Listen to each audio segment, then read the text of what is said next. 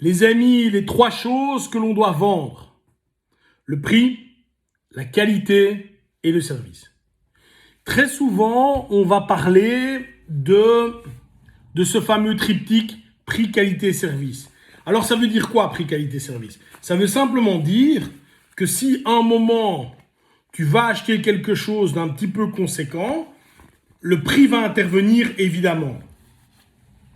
La qualité de ce produit va intervenir et le service qui est lié à ce produit va également intervenir. Je vais prendre quelques exemples, tu vas le comprendre. Demain, tu vas chez un chirurgien pour te faire opérer un truc un peu compliqué, les yeux ou que sais-je. Trois choses vont intervenir. Quelle est la qualité du chirurgien? Est-ce que ce gars a l'habitude de faire ça? Est-ce qu'il a des réussites dans son domaine? J'espère que oui. Parce que s'il n'en a jamais fait et que tu es le premier, que tu es le Kobe, mieux vaut peut-être passer ton tour. Est-ce que le service qu'il va m'octroyer, c'est-à-dire si j'ai un problème, est-ce qu'il sera là pour me soigner, il sera joignable, etc.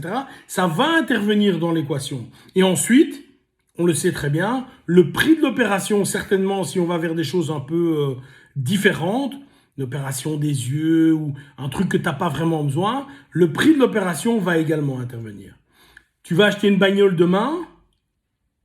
La qualité de la voiture, est-ce que c'est pour faire un point A, un point B, de temps en temps aller faire mes courses dans un supermarché et ensuite revenir chez moi, ou au contraire, c'est pour énormément rouler, ou encore au contraire, en plus de la qualité de la voiture qui doit durer, je veux en même temps que cette voiture m'assure un statut social, auquel cas je vais aller vers des voitures allemandes, etc. Le service qui est lié, vous savez très bien que vous vous attendez à un service qui est premium si vous allez vers des voitures qui font, je ne sais pas moi, 40, 50, 60, 70, il y a des voitures à 150 000 euros même. Vous attendez à un service qui est lié à ça.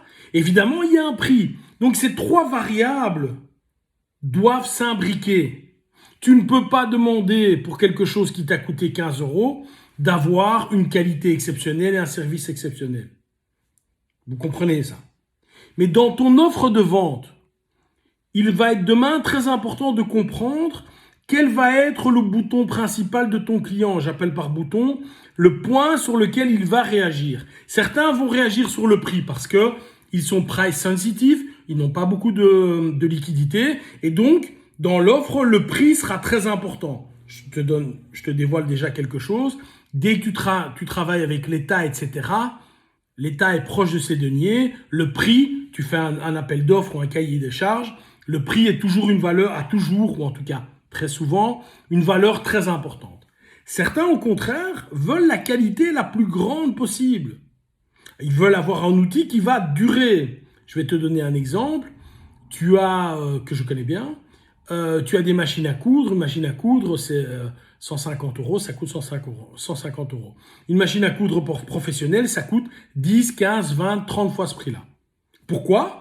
Parce que si la machine à coudre d'une professionnelle s'arrête, eh bien, pendant que le moment où la machine est arrêtée, elle doit aller en réparation, etc., bien, la couturière qui est liée à cette machine ne fonctionne plus. Je prends le même exemple.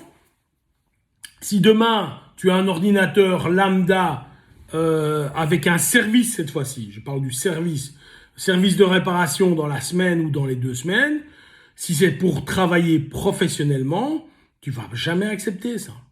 Donc encore une fois, comprends, est-ce que mon client va être orienté prix, parce qu'il a peu de liquidité, va être orienté qualité, parce qu'il veut quelque chose qui dure, quelque chose qui fonctionne, ou quelque chose qui va refléter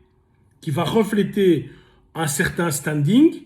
C'est la raison pour laquelle des sacs de type Louis Vuitton, etc. fonctionnent. On sait tous très bien que c'est du coton ciré, donc c'est même pas du cuir les sacs, et ça vaut 3, 4, 5, 6 000 euros. Le prix n'est pas en lien avec la qualité directe du produit. Auquel cas, on aurait un produit en cuir ou que sais-je. Même si ça tient longtemps, c'est pas le problème. Mais en réalité, quand tu as ce type de sac, tu as non seulement quelque chose de qualité qui va tenir, mais tu as également un prestige qui est lié au fait d'avoir un objet que peu de gens ont.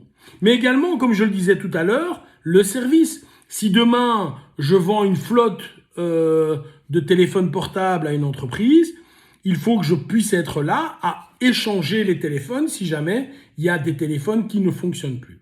Comprends lorsque tu fais une offre, prix, qualité, service. Quel va être le bouton de mon client? Bye bye.